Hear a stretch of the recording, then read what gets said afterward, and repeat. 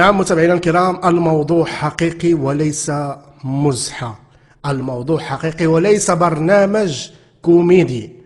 قناة للطبخ ديال حضيرة الجزائر قالت لك اسيدي بغات تصاوب البسطيلة.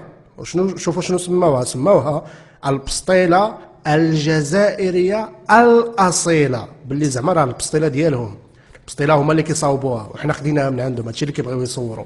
لكن شوفوا معايا هاد التبهديله متابعينا الكرام امامكم على الشاشه.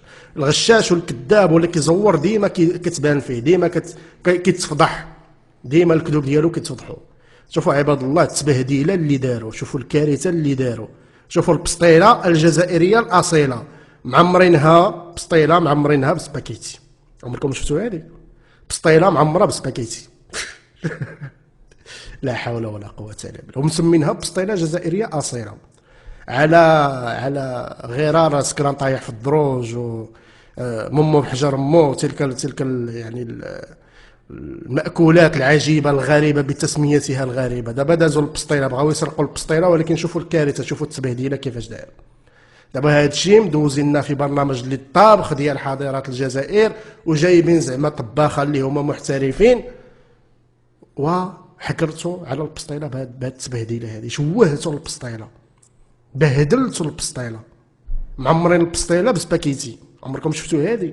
معمرين البسطيله بلي بات، وفي الاخير كيقول لك بسطيله جزائريه اصيله. حنا اللي صاوبنا البسطيله، ماشي نتوما يا المراركه. علاه ديروا لنا كيما هكا؟ علاه يا خو حقرتونا؟ علاه نتوما عندكم البسطيله وحنا ما عندناش؟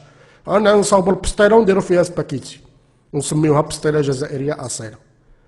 لا حول ولا قوة إلا بالله.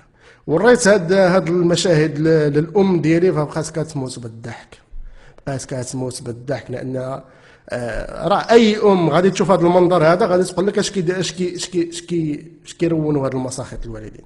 أم مغربية بطبيعة الحال، لأن الأم المغربية معروفة بالشيواز ديالها وبالإتقان ديالها للمطبخ المغربي وللمأكولات المغربية.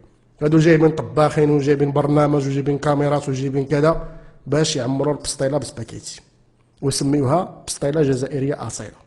نعم متابعينا الكرام، هذه هي حضاره الجزائر. اراكم في فيديو قادم.